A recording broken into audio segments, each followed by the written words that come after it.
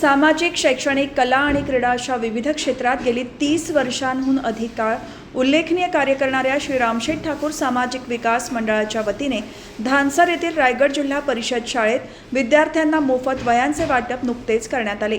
विद्यार्थ्यांच्या शैक्षणिक गरजा ओळखून नवीन शैक्षणिक वर्षाच्या पार्श्वभूमीवर या उपक्रमाचे आयोजन करण्यात आले होते।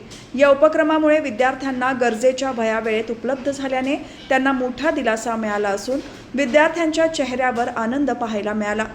या कार्यक्रमाचे आयोजन भाजपचे तालुका उपाध्यक्ष सुरेश पोरजी आणि प्रभाग 1 चे सरचिटणीस जितेंद्र पोरजी यांनी केले होते।